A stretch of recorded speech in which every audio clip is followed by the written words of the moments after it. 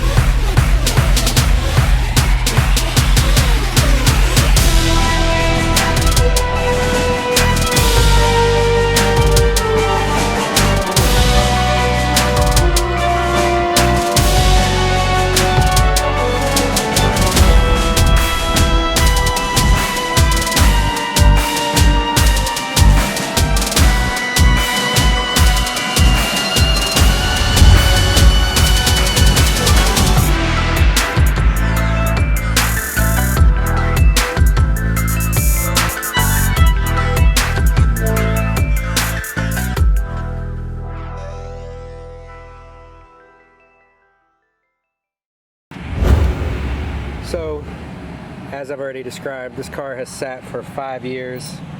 See how close I can get here. You can see there's all kinds of contaminants in the paint. It's terrible. So, we're gonna break out our Mother's Instant Detailer clay bar kit and see if we can clear some of this up. I'll show you the end results after we're done. Yep, so as I was saying, up close, try to get my shadow out of here, you can see a huge difference from all those contaminants that were in the paint.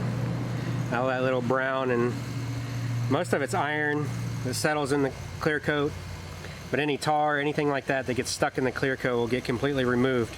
You can see the light fine scratches in the clear coat right here. We're going to take care of those with some Chemical Guys polish and a buffer. So we'll move on to that now. Alright guys, I got my quarter cable buffer here, my Hex Logic pads that I use for this, and this Chemical Guys V32. I have the entire kit. It's V32, V34, V36, and V38 polish. Goes from compound to polish. If you're doing this yourself, always make sure you mix your polish really well, or your compound, and make sure all those chemicals that are in there actually mix together and make a good compound for you. Then on your pad, you're going to prime your pad. So you put a little bit, maybe, stuff's so thick. There we go. I do dabs here and then in the middle, so like that. And then another tip, always make sure your cord is over your shoulder so you're not dragging the cord across your paint, because that will also mar your paint. Then if you have a buffer like this that has multiple speeds, you set it on a low speed. Well, first you prime the surface in the pad by pushing into the pad, and this spreads out your compound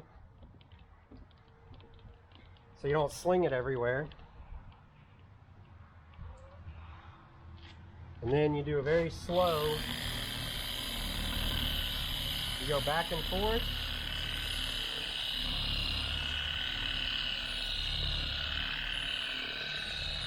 Covering 50% of your previous pass.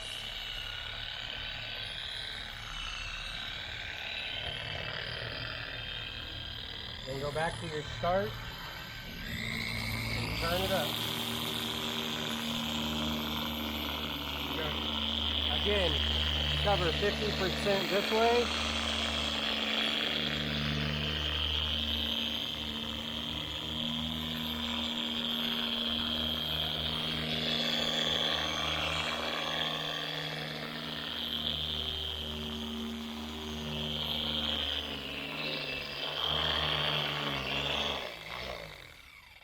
Uh-oh. Well, that's not cool. What just happened? Oh no. Did it die? Oh, this is a terrible time for this to happen. I just used this thing. I just used it. Oh, there we go.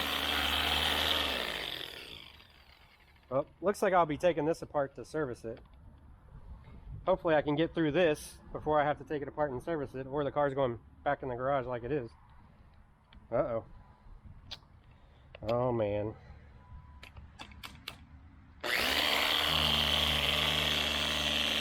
Hopefully... Oh, man. I must have a loose wire. Well, what I'm attempting to show you is you go back and forth across the paint, 50% overlapping, until about 4, 5, 6 times. I am not a professional detailer at all. I've just watched a lot of YouTube videos on this.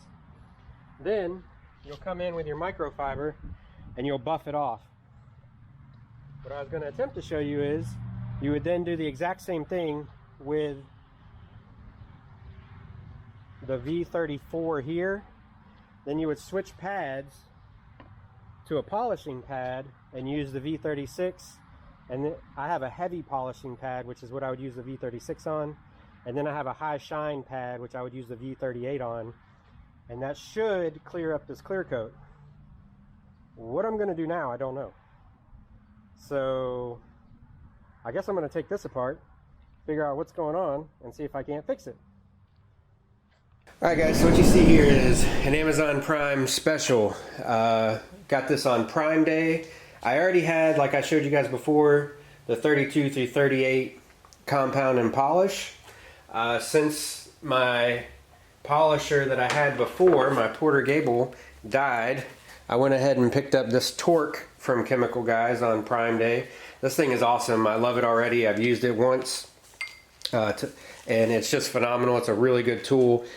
For the price, you can't beat it.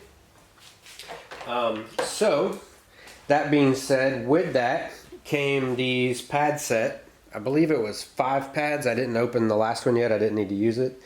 But, used the, as you see here lined up, use the 32 on the orange, the 34 on the white, the 36 on the blue, and the 38 on the black.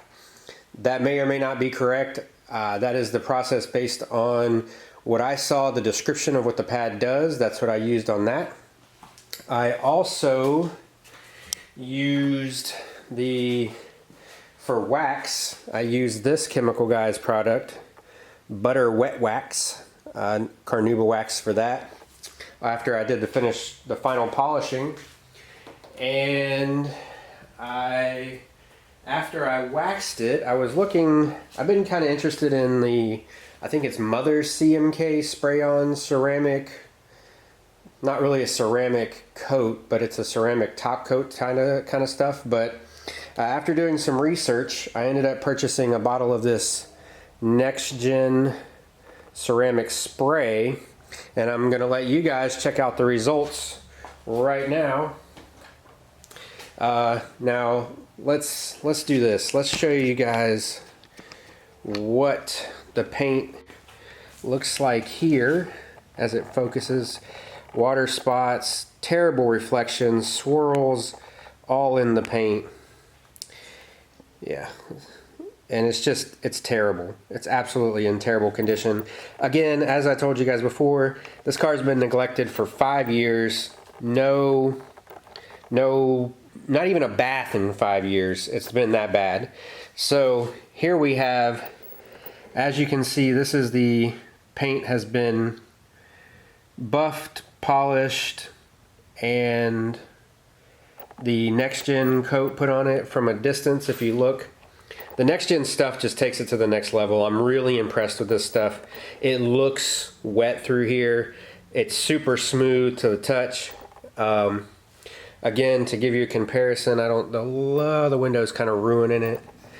But if we come over here, you can see kind of the definitive line where over in this section it's just in terrible condition.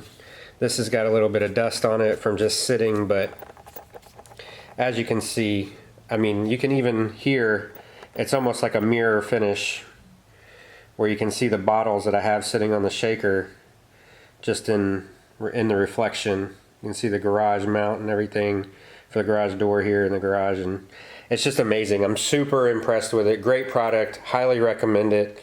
Again, the chemical guy stuff did great. So we're gonna finish out the rest of the car like this, and I'll get an after picture once that's finally done. Probably another episode, not this episode, because there's a lot of work to do to get this paint from the condition it was in, as you see, to what you see here on the hood. This one spot on the hood probably took, I'd say, a good 2 to 2.5 hours just on this side of the hood.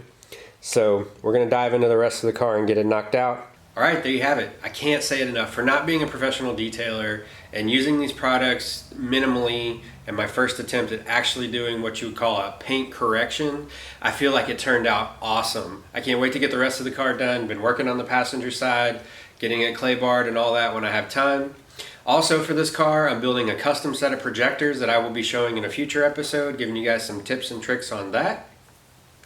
Rodney did get the Gen 3 Coyote motor for his 92 Fox Body Coupe, so we're going to be doing some episodes on that.